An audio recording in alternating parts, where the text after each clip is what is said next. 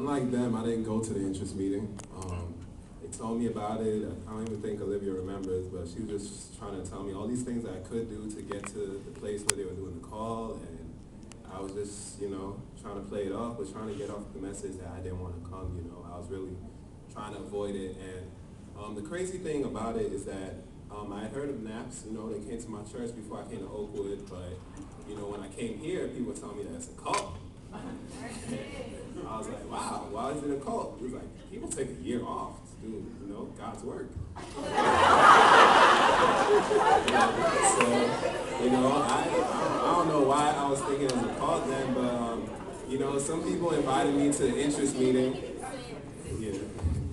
They invited me to the interest meeting. I came and I saw the video and it just grabbed my attention, especially the medical one, because Dr. Marlowe said, I'm the only doctor and I have to turn away people because I'm the only one, I can't see them and they have to die, and I was like, I'm trying to be a biology major, I'm trying to be a doctor, so, let me join the NAPS. And, from the first weekend, it just felt right, like, you're not supposed to go by feelings, but the Lord just revealed to me then, like, yeah, this is what you're supposed to be doing, and I was like, man, that's good. And when I saw YOD7 pull off, I was like, man, that's good what they're doing, that's good what they're doing. And I don't know if I could do that, though. And when the time came around, when they started talking about YOD, I remember YOD came back, and I felt convicted from when they came back. They didn't even say anything, they just walked through the door. Yeah. And the crazy thing is that they said we're going to have the call, and I was like, no,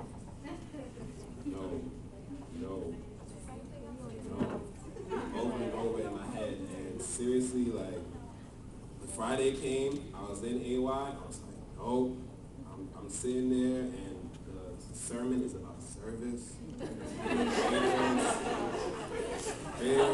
People are starting to, like, really get serious about serving God and stuff, and I'm like, man, I can't even take this right now. And then the next day, people tell me that they're doing it. I'm like, yes, that's good.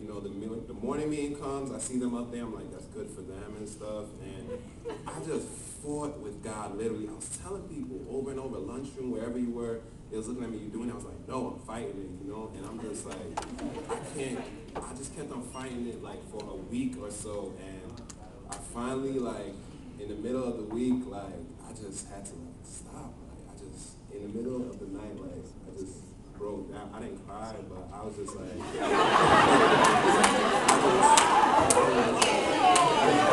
like when you're fighting, it's like, I was fighting, and I just let go of the fight, and I just, like, God, I'm okay. If you want me to do this, you have to get my father to do this. And for those of you who know my parents, my mom's Seventh-day Adventist, and my father's Muslim. And I'm African, and men are of the household, and so I stand for everything against what he believes in, basically. My mom took me apart, and he's the father of the household. I'm Seventh-day Adventist, he's Muslim, and I go to Oakwood spending his money when I could have been going to public school, and he's a teacher. And so many other things I could bring up, but the point of the matter is it's impossible for this guy to say yes. He didn't want me to come here. And so I'm praying there, and when I let go, I was like, now you have to get my father to do it too. You have to get my parents to say yes. And that's my Muslim father. And I was like, yeah, do that.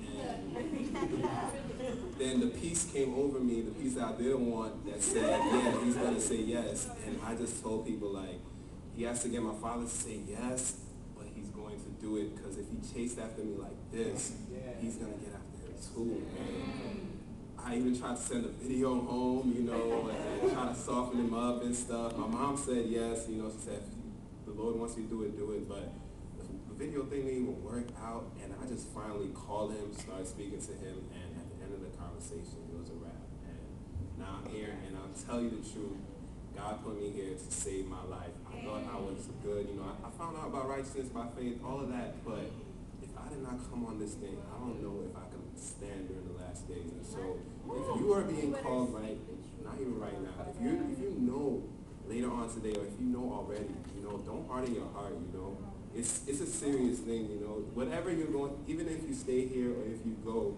the Lord has you in places for your salvation. And so, take God seriously.